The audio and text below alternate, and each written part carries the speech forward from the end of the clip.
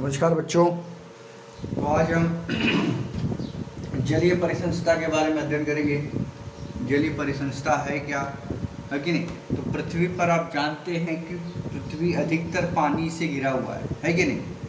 तो पृथ्वी पर 71% जो भूभाग है, ओके, जितना भी पृथ्वी है उसका 71% जो भूभाग है वो किस में व्याप्त है, पानी में व्याप्त है कि नहीं। और केवल 29% भाग पर ज़मीन है, मतलब इतना पानी है और इतना खाली केवल ज़मीन है। इसलिए जलीय परिसंस्था का अध्ययन अत्यधिक महत्वपूर्ण है, क्योंकि हम आगे पीछे हर जगह से किससे घिरे हुए हैं, जल से घिरे हुए हैं। और वो जो जल है वो हमारे लिए अत्यधिक महत्वपूर्ण है। हमें उसके बारे में जानना चाहिए कि भाई वो क्षेत्रीय दृष्टि से कितना व्यापक है। ठीक है, तो देखिए इधर, इसलिए जलीय परिसंस्था का अध्ययन अत्यधिक महत्वपूर्ण है। प्राकृतिक परिसंस्था में जलीय परिसंस्था अभिक्षेत्रीय दृष्टि से अधिक व्यापक है।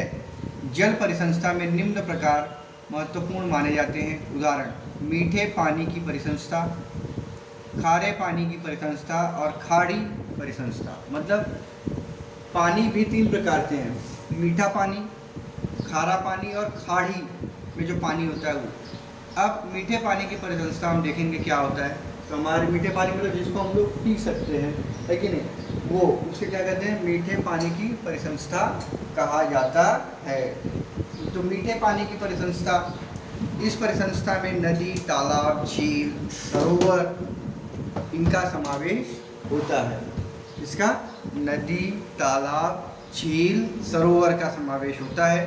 इस परिसंस्था में नदी द्वारा और पानी के प्रवाह द्वारा ऊर्जा संक्रमित होती है। फिर जल भाग की तली में असंख्य विघटक होते हैं। तो जल भाग की तली मतलब जो नीचे होते हैं वहाँ पे बहुत सारे विघटक होते हैं। वे वनस्पतियों और प्राणियों के मृत शरीर का विघटन करने का कार्य करके उसका अजैविक घटकों में रूपांतरण करते हैं।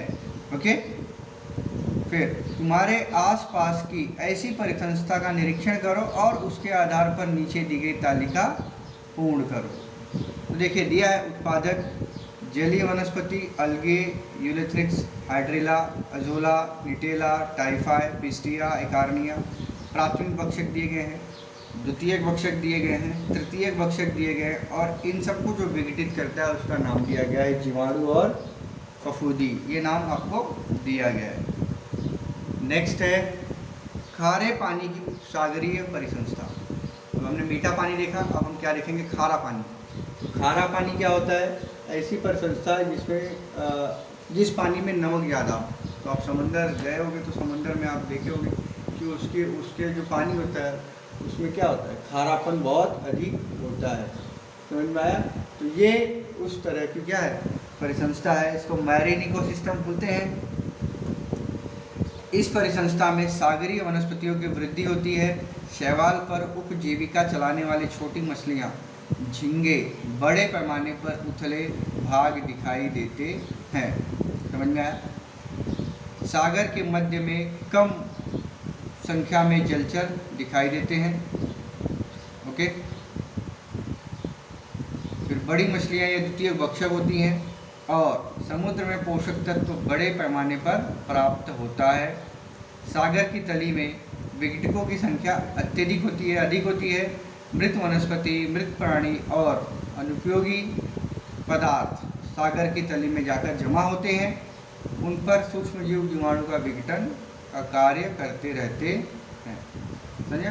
तो ये क्या है, खारे पानी की परिसंस्था है, उसके बारे में आपको बताया गया है कि नहीं, कि खारा पानी किस तरह से हमारे आजू बाजू पाया जाता है और उसके क्या हमारे लिए उपयोग है, इसमें क्या क्या चीज़ें पाई जाती हैं।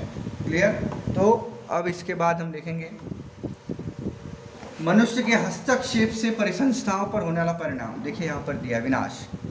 तो आप जानते हैं कि मनुष्य की विभिन्न कृतियाँ का परिसंस्था पर बहुत बड़ा घातक प्रभाव होता है। उदाहरण: खदान कार्य जो हम लोग करते हैं, बड़ी मात्रा में वृक्षों की कटाई जो कर रहे हैं, ज़मीन का उपयोग बदल सकता है। उसके साथ साथ सजीव और निर्जीव घटकों के आपसी तालमेल पर भी इसका दुष्प्रभाव पड़ता है। विभिन्न मानवीय प्रक्रियाओं एवं कृतियाँ परिसंस्था पर अलग अलग प्रकार से प्रभाव डालती हैं। किसी विशिष्ट प्रकार की परिसंस्था का दूसरी परिसंस्था में रूपांतरण होने से लेकर तो किसी प्रजाति के नष्ट होने तक ऐसे दुष्प्रभाव दिखाई देते हैं। तो ये इस प्रकार से आपको इतना मैंने बता दिया है। आगे के लेक्चर में आगे का देखेंगे। अभी के लिए इतना ही। धन्यवाद।